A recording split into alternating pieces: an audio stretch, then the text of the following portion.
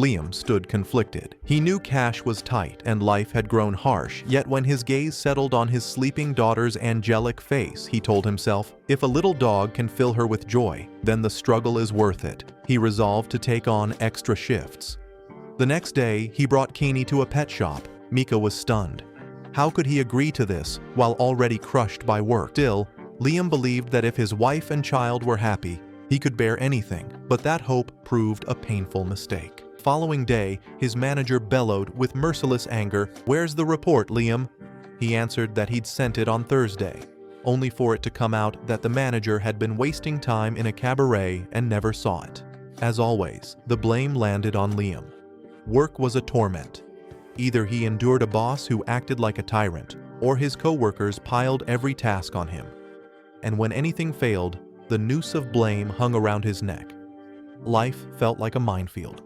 Yet he tolerated it because each evening he returned to Keeney's laughter and Mika's embrace. Then came the day that upended everything. Riding the metro, he received a message from his friend Nadita asking him to buy a just-released game. He laughed. She never tired of games, but agreed. He left the train, opened Google to find a shop, and, unfamiliar with the area, looked around. Disaster struck in an instant. He saw his wife with a strange man. She was supposed to be taking Keeney to fencing. So, what was she doing here? That evening, he asked, "Mika, where's Kenny? Did she go to practice?" "Yes," she replied. He nearly confronted her. He had seen her, but held back. He didn't want to destroy his home. He convinced himself it was a misunderstanding, that Mika wasn't unfaithful. To calm his mind, he went out for a walk. He tried putting his computer to sleep, but the device malfunctioned, so he wandered the city, drifting back toward the same place. Relief washed over him when he didn't find her. The relief didn't last. He heard her voice on the phone, speaking to the same man, and she had Kenny with her. He tried to reassure himself. Surely he was just a friend, someone helping her. Then he heard the girl call the man Papa. The world spun. He returned to work in a daze, clinging to false explanations. His furious manager burst in. "Why are you slacking off?" Liam said his computer was malfunctioning, but the manager didn't believe him and kept shouting. Then his phone rang, Mika calling. Her voice trembled as she said that Kenny had been in an accident and was at the hospital. He rushed over, desperate. They said she'd gone into surgery. A doctor came out and asked who her parents were. Both answered, "We are." The doctor explained they needed blood and asked their types. Mika said A positive. Liam asked why he wasn't chosen. The doctor said Kenny's blood type was O negative and Liam's was positive, which wouldn't work. Restless in the waiting room, he searched on his phone. What he read shattered him. It was scientifically impossible for a child's blood type to differ so completely from both supposed parents. The blade of truth cut deep. The girl wasn't his. When he turned to Mika, she didn't answer the question. She upended a table and played the victim. "I should be the one who's sad. You were never there for us. Your job is worthless. No promotions, no raises. You can't give us the life we deserve." Liam was stunned. Mika continued. "We've been married 10 years, and I barely see you. I carry the house and the child alone," as if she'd forgotten her infidelity and that Keeney wasn't his. "You've never been present in this home. I'll take Kenny and leave." He asked where she planned to go. She ignored him. She knocked on Keeney's door. "Come, my love, we're leaving." Liam tried to stop her, grabbed her arm. She pushed him away. He begged, "I did everything for Keeney so you wouldn't leave me." That was the final fracture. Keeney looked at him and said, "I love my other dad." His heart went dark. He went to work the next day with a soul cracked by betrayal. But the blows weren't over. His manager accused him of embezzling company funds. Liam protested. It was impossible. Yet the manager showed evidence. 50 million yen transferred from Liam's computer to a stranger's account. The world turned on him. Mika seized the chance, filed for divorce, and demanded alimony. It emerged that the child wasn't his, but the manager's daughter, part of a plot to keep him out of prison.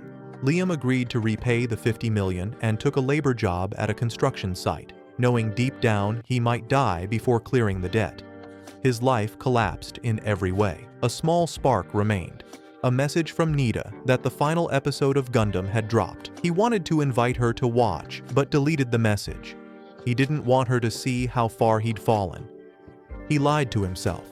Maybe things would improve if he just worked harder. Then, eating lunch, he coughed blood. He realized he was gravely ill, perhaps dying. At night, the coughing worsened, and he couldn't even afford a doctor. He sat on the bed, feeling himself fade, eyes half open, body exhausted. A bright light flowered above him. A vision unfurled, dreamlike, yet disturbingly real. It showed everything. The thief of the 50 million was his manager. Mika had been unfaithful from the beginning. Her accusations and tears were planted lies. She had used him and helped frame him. A strange man appeared. "Hello, my friend. It's all true. Will you let them get away with it?" Rage filled Liam. "No," he thought. "They must pay, even if it costs my last breath." The stranger seemed pleased. "Good, I came today." "I haven't told you who I am." "Who are you, and why are you here?" Liam asked. The man said he'd taken an interest because Liam was a good man. "Yes, I was good, and it ruined me," Liam snapped. "If I could turn back time, I'd live selfishly." The man smiled, delighted. "Then hear this. I will give you a second chance. Another life in a different world. Choose your world." Hovering between life and death, Liam couldn't tell vision from truth, but he thought, if this is my last chance, I must choose wisely. He remembered the game he and Nita loved and chose a world like it, even if he had to be born a farmer on a distant planet. "I like you," the stranger said, "so I'll make you a son who rules an entire planet." For the first time in ages, hope flickered. With his final breath, he agreed. Suddenly, Liam opened his eyes in another world, the planet Hydra, on the day of his 5th birthday. His mother had prepared a grand celebration. "Follow me, Liam," she said, then whispered a light flight charm. She rose, and he imitated her, both of them drifting into another chamber. There waited a massive cake and a large box. Inside, a strange cube. "This device lets you design your personal mechanized avatar," his mother said. "Create your own robot, from ears to feet, any detail you desire." "But I'm only 5, Liam said. "How can I use this?" "Every child receives their first personal robot at this age," she replied. Then his father entered. "And I have a gift as well. I will bestow all Banfield possessions on you. The entire planet will be yours." "You're serious?" "I'm 5, yes," his father said, "with one condition. Once I grant you the planet, your mother and I will move to a distant villa.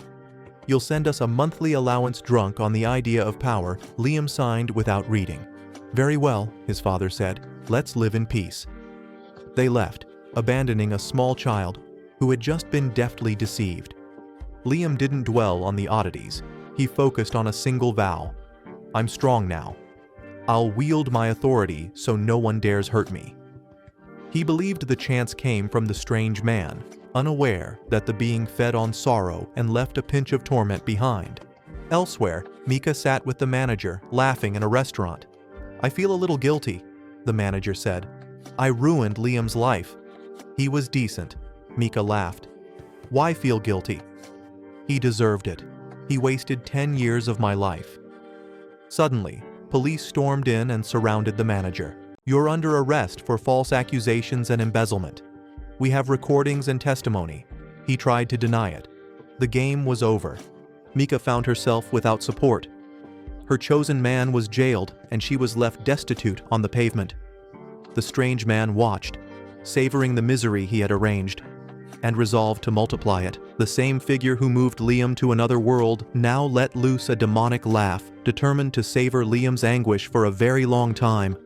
On this world, lives stretch for centuries. Elsewhere, a planet was under attack by ghost pirates. Their captain believed victory certain, until his men began exploding one by one. A lone woman hovered in the sky, regal and terrifying. Cristiana, first princess of the Kingdom of Lee and one of its greatest warriors. She cut down pirates in waves. As they fled, she commanded pursuit. "Teach them a lesson history will not forget." At that same time, Liam received his newest gift, a personal robot, delivered in a box like a child's toy chest. "Touch it," the servant said, "and it opens." Liam touched the latch, and a maid-type robot unfolded, rising with graceful poise. "I am Amagi," she said. "From this moment, I serve you, Your Excellency." "Amagi will be your aide 24 hours a day," the servant added. "She'll need maintenance weekly." Soon after, Liam lay back while Amagi massaged his shoulders. The servant studied him. "You look unfamiliar." Liam laughed. "I may look 5, but I carry 36 years of experience." 36? The servant blinked. Amagi explained, "Average lifespan is near 600 years. Adulthood begins at 50. Liam hesitated. Long life meant more chances for adventure, and Amagi would always be there. "Be careful," the servant warned. "Don't grow too close to Amagi. People here despise artificial intelligence." "Why?" Liam asked. "In the past, AI nearly annihilated humanity in a war known as Skynet. People were cast aside, facing erasure. Heroes rose and saved mankind, founding the current empire. Since then, the nobility revile all things AI." "Then why did my mother give me a robot?" Liam asked. The servant fell quiet, then spoke. "Your family fled." Liam brightened. "Fled? From what? Lands? Wealth?" "No," the servant sighed. "Debts. Endless debts," Liam reeled. "How?" "Your great-grandfather Astor elevated the Banfield name, but your father squandered everything. Factories halted, farmland was lost, troubles multiplied. Now you've been made responsible for it all. In a Hydra tavern, people gossiped about the new child lord. 'I hate this place,' one said. 'Every new lord raises taxes for no reason.' Another sighed. 'Nothing we can do. Hope he's kinder than the last.'" Liam sat on his bed, struggling to grasp it. How had Banfield territory fallen into poverty, and why saddle a child with the burden? Then the bitter truth. They placed me here specifically to inherit the debt. In his former life, he'd been belittled and exploited. Not again. He looked to Amagi. "This world is mine. Let's restore this land. I am proud to serve," Amagi said. "You give my existence meaning." Before they began, Liam set core rules for Amagi, safety constraints. First, never harm Liam. Second, obey his orders unless they'd harm him. Third, protect yourself without violating the first two. The laws were set. "I want to reclaim Banfield territory," he said. "Ideas?" Amagi processed quickly. "I have a proposal, but our AI approach may not always align with Imperial policy." "I understand nothing of this world," he admitted. "Then use an education capsule," she said. "It injects 10 years of knowledge into your brain in 6 months and strengthens the body." "And who governs while I'm inside?" he asked. "I will act as your proxy," Amagi replied. The steward Brian nearly choked. "Are you mad? Leave the territory to a robot?" Liam stayed calm. "Amagi won't do wrong unless I command it." "There's no law against it, is there?" Brian fell silent. The decision was made. Before entering, Liam asked, "Do you have feelings?" Amagi said, "I'm not certain, but when I was assigned to be your companion, my data was compressed into a directive, and, to use a human word, I felt happiness." "Guard the territory," Liam said. "I'll learn and return to take control of this world." The capsule opened. Amagi stood waiting. "How long was I inside?" he asked. 2 years, she said. After dressing, she briefed him. Things had run smoothly. He thanked her and asked to tour the territory with his own eyes. "First," Amagi smiled, "your fleet of warships." For the first time, Liam saw the territory not as numbers, but as reality. The robots fascinated him most. "Can I try one?" he asked. "Of course," Amagi said, delighted. She explained, "The suit moves by intent. Imagine the motion, and it executes." He donned it, and at activation, he moved, ecstatic. "Let me test it in a match." The defense commander arrived. They clashed. Liam parried. The commander feigned defeat. "Your acting is poor," Liam smirked, annoyed by the mockery. "Take it seriously." The commander did, seized Liam's sword, and floored him with astonishing speed. Shocked, Liam couldn't grasp how he lost so quickly. Amagi explained. Suits respond to imagination, and veterans like the commander wield them with mastery he lacked. Humiliated, Liam demanded a combat instructor. Brian tried to calm him. There's no need for you to fight. Liam refused. In his past life, he'd suffered under the strong. Not again. If he was destined to be an evil lord, he would at least be the strongest. Soon he met Yasushi, who looked like a seasoned master. Liam admired him at once. "Teach me," he said. Yasushi agreed, but Amagi frowned. "He looks suspicious." "He looks like a samurai," Liam countered. "I admire that."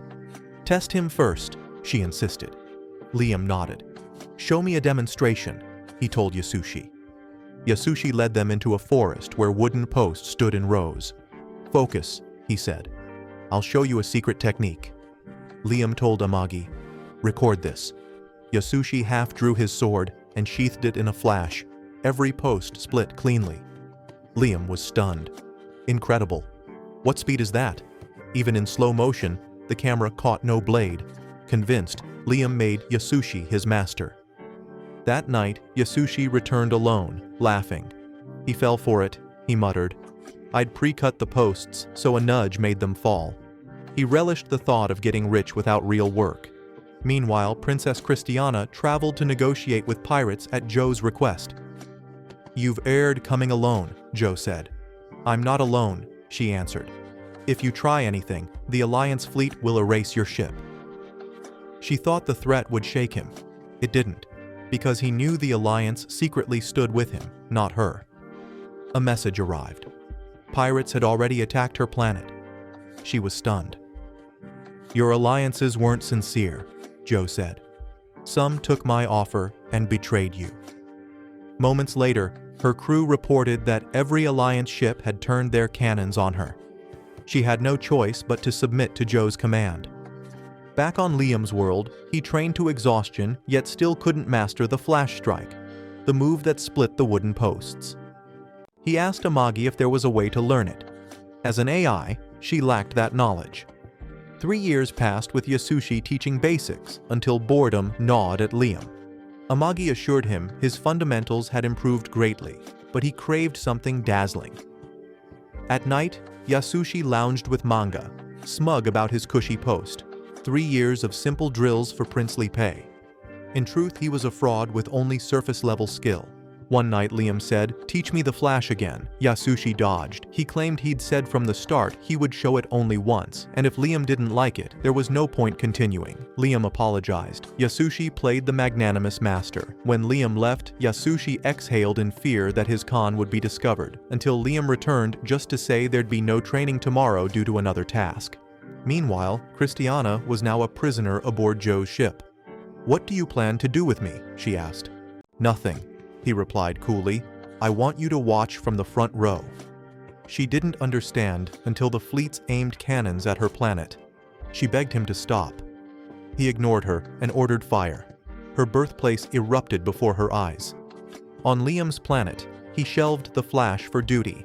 "Monthly report," he told Amagi. She laid out charts. Debts remained. Production slightly up. She warned growth lagged due to bloated entertainment budgets with no results. Liam demanded a detailed spend report. With accounting he'd learned before death, he spotted tampering and summoned the program's overseer. A pompous noble arrived. Liam went straight at him. "Speak." The man played dumb, but Liam saw skimming, swapped invoices and suppliers. "Why change vendors?" Liam asked. The noble insisted quality was better, but outcomes didn't match. Amagi interjected. The noble had prior embezzlement charges. "How is he still in office?" Liam asked. The noble said the case was closed. A subordinate was blamed and executed. Liam understood. The underling was a scapegoat. Liam advanced with slow, measured steps. The noble broke. "Everyone does it. All nobles take their cut." It's natural. Liam drew and nearly took his head. "Wait," Amagi cried. "You're young." "You don't understand the world," the man sputtered. Liam finished it. One clean strike. Then he ordered Amagi to investigate corruption across the territory. She cautioned restraint. Execute them all, and no one would remain to govern. Use mechanical dolls to handle administration. she suggested. Liam agreed. Liam returned to the training bay. With fundamentals down, he tried the simulator again. Before he could suit up, Yasushi said, "You won't become a great warrior in automatic suits. Is there another?" Liam asked. Amagi answered, "There is one, fully manual, but no one has ever piloted it." In truth, Yasushi had picked out an ancient wreck to set Liam up to fail. The ploy worked. Liam was thrilled by the challenge. Mastering a manual frame would give him an edge over pilots of automated rigs. But he needed repairs. Brian admired Liam's dedication, but couldn't fathom his fixation. He watched Liam strike a wooden post for days. "What are you doing?" Imitating Yasushi's secret technique. Brian didn't believe such a move existed, but let him be. That night, Amagi prepped alone, determined to make the suit work. She lacked the skills, so they called a specialist. The next day, Liam and Amagi met Nas at the port. The moment Nas saw Amagi, she lit up, oddly thrilled rather than offended by a robot. Shown the machine, she shook her head. "Total ruin. Save your money." Buy new, Liam insisted. She warned parts were obsolete and repairs costly. He didn't care. Restore it. He had one unusual request, a finishing move. "What do you mean?" Nas asked. Liam explained. Some decisive attack, maybe a missile punch, even a detachable fist launched like a rocket. Childish, but it thrilled him. Yasushi wandered in, trying to charm Nas. She ignored him and debated Liam's rocket punch, gently but logically. Too much space. Losing an arm mid-fight is foolish. They compromised and drifted into a joyous ramble about robots. Yasushi watched from afar, eaten by envy. Consumed with spite, he devised an impossible drill. Blindfold Liam, balance him atop a log in a lake, pelt him with flying balls, and chant nonsense about opening the mind's eye. Meanwhile, elsewhere, Cristiana lived a nightmare aboard Joe's ship. He took her to a laboratory where a mad scientist had turned people into grotesqueries. "Start with her," Joe said. His first design, remove her eyes and graft them to her palms so she would watch herself suffer. He was not like other men. He delighted in ruin. Back on Liam's world, prosperity bloomed under his rule. No one suspected he'd poured a fortune into that old robot. At last, Nas finished. The cockpit was widened and comfortable. The engine roared. The machine scanned and bound itself to Liam as its sole operator. He took the controls and face-planted. The frame had zero auto-balance. Every step was manual. Ordinary pilots would fail. Liam steadied himself, rose, and walked out as onlookers stared. Nas explained, imagination was crucial. The clearer the image, the sharper the motion. Liam trained with a sword, trying to split a pillar from a distance with the flash. He failed repeatedly. Doubt crept in. Maybe he lacked talent. Amagi stepped in gently. "The flaw isn't you. It's Yasushi's empty teachings and your blind faith." Liam misunderstood faith, assuming he needed more devotion to his master. Convinced Yasushi could never deceive him, he decided he was the one failing to understand. Then he remembered, this world had magic. Why not fuse sorcery with the strike? Months later he called, "Master, come see." Yasushi arrived expecting disappointment. Liam drew, and a wave of magic cleaved the post from yards away. "Well done, pupil," Yasushi said smoothly, face unreadable. Inside, terror. "The boy is unnatural. I lied for years, yet he achieved the impossible." News broke. Pirates attacked a resource world, the only one the Empire hadn't seized in Banfield's debt purge because the land was poor and extraction difficult. Amagi had quietly built factories there, providing income. Now the pirates came to take them. "We'll strike from a blind spot," Amagi said. "Pin them in orbit. You'll descend planet-side." Brian objected. It was too dangerous. Liam refused. "No one steals from me. I need to test my skills." Amagi loaded his mech into a massive launch cannon and fired him toward the planet. The battle raged below. A pirate ship erupted. The sky split. Liam descended like a blade, bisecting an enemy in a blink. Surrounded, he sensed attacks without sight, thanks to his brutal tennis ball drills, and carved foes before they moved. Lasers flashed. "You even know beam techniques?" they cried. Liam gripped his sword and called forth a gigantic laser cannon, sweeping the field. The pirates panicked. He drew again, one arc that tore through half their force. Survivors ran. He raised his hand, triggered what he called a missile strike, and out flew not a simple warhead, but a nuclear blast that erased everything. He scowled. "Not what I asked for, Naz." I said rocket fist, not nuke. Amagi hailed him. She'd destroyed 30% of the fleet, captured another 30 to rebuild into Banfield's navy. 40% escaped. "Excellent work," Liam said. The pirate leader raged, ordered a counterattack, then fled to avoid annihilation. Joe refused to let it end. He culled the retreating pirates and pursued his own path. Liam's force returned in triumph, resources reclaimed and multiple pirate ships seized. Imperial law granted plundered pirate assets to the captor. The holds brimmed with treasure. Liam pictured gold and jewels. Brian corrected him, far more valuable. Rare metals like orichalcum and adamantite. Liam still dreamed of a diamond crown. Here, diamonds were glitter and those metals priceless. He did allow some gold to be minted into coins, but saved the rare metals for weapons. Magi's tone turned grave. The fleet had 10,000 ships on paper. Over 70% were unfit. Only 30% could sortie during the raid. Luck and enemy arrogance had saved them. She predicted a coming full-scale assault they couldn't withstand. Her proposal scrapped the wrecks. Brian objected. Rankings would plummet, making them prey. Repairs would be ruinously expensive. Liam tentatively agreed to sell the hulks while they sourced sturdier replacements, perhaps using captured metals to fund purchases. Elsewhere, Nas presented a new warship design.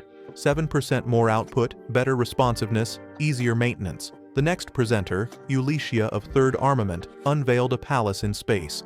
Bars, theaters, cinemas, even golf courses. Nas's design was a fighter. Ulycia's was a luxury resort. The army chose luxury. Nas protested. Battle isn't about wallpaper. Ulycia countered, morale matters. Rested crews fight better. Nas left with a budget crisis. Unless someone bought her rejected ships, she'd go under. She remembered a man who paid a fortune to revive an old robot. Meanwhile, the guide, the same entity who cast Liam into Hydra, fed on suffering. Hydra should have collapsed under debt. Instead, it flourished. Rage gnawed at him. He'd slipped Yasushi, a fraud, into Liam's life to stunt him, and still Liam grew. In taverns, people praised the young lord. Yasushi drank alone, feeling small, while rumors spread that Liam mastered techniques Yasushi himself didn't know. The guide checked for himself and found Liam splitting logs without touching them. Not luck, work. The guide couldn't stomach it. He slurped at Yasushi's negativity and plotted anew. If Liam had climbed high, a fall would taste sweeter. At that moment, Amagi reported, the Imperial army was modernizing and selling older ships cheap, outdated, but still superior to common models. Liam agreed to buy, with one condition: they must accept the crews as is. The Empire wanted to shed personnel. Costly, yes, but experienced crews would strengthen the fleet. Liam approved. The guide saw his chance. He salted the transferred ranks with zealots, extremists whose fanatic loyalty might clash with Liam and expose him as a fraud. Elsewhere, Yasushi stumbled through a hangover when Nas visited. At first, she distrusted him. After witnessing Liam's progress, she concluded a truly strong instructor must have shaped him. She came with questions, not about sword forms, but how to convince Liam to accept a business proposal without dishonor. Yasushi misread it as flattery, then spilled a jumble of half-baked schemes. Nas thanked him earnestly. She raced to Liam's palace to sell her ships. He spotted the pitch immediately. No, he said before details. She begged him to listen. He replied he'd bought surplus army ships. She pressed with numbers. He told her to sell to the army if they were so good. She'd tried, lost at the expo. 200? She pleaded, offering to help arrange a loan. Enough, he snapped. I can't bear more debt. Something in her voice cracked. She seemed honestly desperate. To end the awkwardness, he asked Amagi about surplus funds. Roughly 300 ships, she said. Nas lit up and promised immediate delivery. Hours later, modern vessels lined the quay. Liam inspected one. No luxuries, all grit. Nas defended that choice. He respected it. To close, she asked for a prize, a couple of captured pirate ships. No, Liam said. He needed them for his fleet. She asked for one. No. Amagi proposed a trade. Give Nas one ship she wants if she modifies the rest of the captured vessels to integrate with Banfield systems. Those hulls used alien tech. Nas agreed, thrilled to study them. They toured a pirate ship together. It was nothing like standard Empire craft. Nas was ecstatic, a vault of ideas. Liam spotted a huge steering wheel at the center console and fell in love with it. "Install one in my ships," he said. Nas explained it was inferior to digital panels. Liam didn't care. He liked the look. Deeper inside, Nas found wonders. High-grade gravity lasers, inverted ether generators, fully integrated AI. In a corner, Liam glimpsed something like a dog. He followed. It vanished. The room it entered was the navigation archive, recording every journey the ship had taken. Plotting its routes, Amagi found a pattern. After raids, the pirates entered the Empire through a teleport gate, then made a small jump along a contested frontier, a perfect blind spot. Coordinates changed each trip. She charted trajectories and found they tracked a wandering planet with an odd orbit, nearly impossible to reach without foreknowledge. "It's their hidden base," Amagi said. Liam grinned. "Treasure Island." With intel in hand, Jazz asked, "What now?" "No speeches," Liam replied. "We attack." The surviving pirates returned to Joe, who exploded with fury. "A petty noble made us a joke?" He publicly executed his failures. Liam's fleet jumped to strike the treasure world. But to reach it, they needed the Domus Gate, chained to a gate on Belmonia. Amagi requested passage, denied for unpaid fees. An officer patched Liam in. "Charges scale by weight and distance. An entire fleet will cost a fortune." "I'll pay on return," Liam said. "No," the officer replied. "Banfield's credit is 0. Even quick loan firms refuse you. Advance payment or a trusted guarantor." Liam considered returning for funds. Too slow, too costly. "Let me speak to your superior." "I am the superior," the man said. "Then I'll come in person," Liam replied. Amagi fretted. If the man wouldn't budge by comms, face-to-face might not help. Meanwhile, Joe's armada reached the Belmonia Gate, ready to pass to Domus and then wipe out Banfield. He slipped the officer a bribe. Liam stood at the Domus counter pleading. "No money, no passage," the director said. A message pinged. Joe's fleet was inbound. The director shrugged. His concerns were more important, and left Liam alone in the reception hall. Stung, Liam wandered until the ghost dog appeared again, beckoning. He followed. The control team was stabilizing the Domus Belmonia link. "At this rate, Joe's fleet will run into Liam's waiting area," a tech said. "Joe never waits. He'll open fire." The director waved them off. "Take a break." After they left, Liam slipped in behind the phantom dog. The room was empty. On the main display, the gate was already open to Belmonia, but misaligned. The director made a simple mistake, Liam muttered, and started fixing it. He partially corrected the orientation, but his meddling introduced a distortion. Anything inside the subspace tunnel might emerge at a random location. Not knowing anyone was in transit, he thought, no harm done. Then Amagi called. Someone had agreed to guarantee their fees. Back at the ship, he learned it was Nas. "The least I can do," she said. Liam thanked her. "Good, I already tuned the gate. Let's move." Half an hour later, they arrived at Belmonia, close to the rogue world. Meanwhile, Joe's fleet, still in the tunnel, sensed something wrong. "We're almost through," a crewman said. They emerged into the middle of the Imperial fleet training zone, face to face with over 100,000 warships. Catastrophe. Liam reached the planet and ordered an immediate assault. 20 pirate ships stood guard, more than triple his force, but idling and unprepared. The blitz shattered them. Some resisted. Liam launched in his mech. "Amagi, shoot me into the fight." She fired him straight into the melee. He carved a path until silence fell.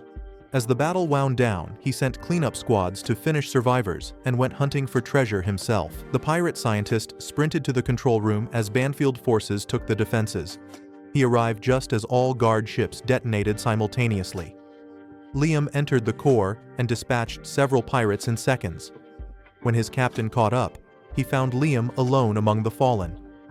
The ghost dog shimmered. Liam followed it into the control room, where the scientist and his men surrendered. "Where's the treasure?" Liam asked. The scientist blinked. Which treasure? I have many valuables and pets. Captain Joe collected. Liam thought of the dog.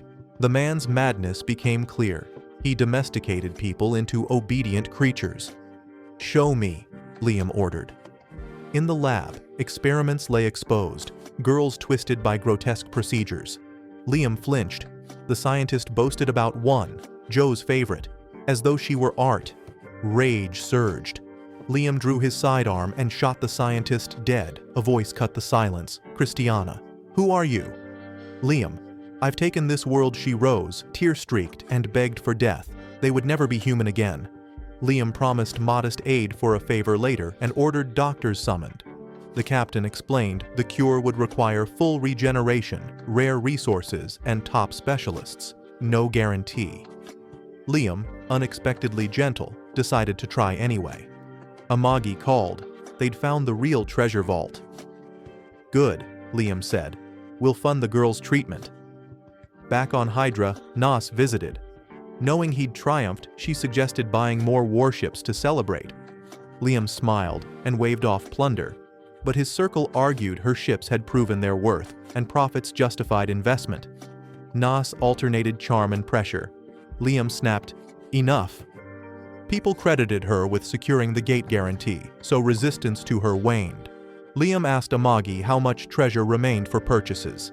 After expenses, she said, we can afford around 5,000 ships. Elsewhere, Yasushi skulked down a corridor, scheming another grift. He overheard Nas on a call. Placed a huge order, pushed myself to the limit like always. He fumed, imagining Liam exploiting her. The guide, delighted, drank in his bitterness. Liam kept looking for Nas when Yasushi intercepted him. Come, he said, blindfolding Liam and strapping on weights. He unleashed dozens of auto-drones, firing tennis balls from every angle at higher speed than ever. Liam took shot after shot, slumping. I can't block everything with one sword, he gasped. Stop making excuses, Yasushi snapped. Find your own solution. A thought sparked. Use magic defensively. Liam conjured a barrier. Every ball bounced away. The shield redirected the hail back at the drones, shredding them. Liam lifted his blindfold. Is that enough, Yasushi? The man stared, rattled. This boy will expose me. He can topple corrupt officers and pirate legends. He'll crush me if he learns the truth. Yasushi decided to flee before his fraud surfaced. Where are you going? Liam asked. I've taught you all I know, Yasushi said. From here, forge your own path. The way of the sword never ends. But I still need training, Liam protested. Stop clinging, Yasushi barked. I'm still learning too. He turned solemn. I declare you graduated. From today, you are a master. Spread the flash style across the galaxy. Very well, Liam said, glowing. Yasushi sprinted away the moment his back turned. Liam had never felt such contentment in either life. His debts were shrinking, his lands expanding, pirates beaten, and his teacher had recognized him. Far away, the guide writhed at the surge of positive energy gathering around Liam, so intense it threatened to cast the being back to its own realm. And so, for now, our tale pauses. If you enjoyed this chapter, like, share, and leave a comment. It keeps the story going. New here? Subscribe and ring the bell so you never miss an update. See you soon, legends.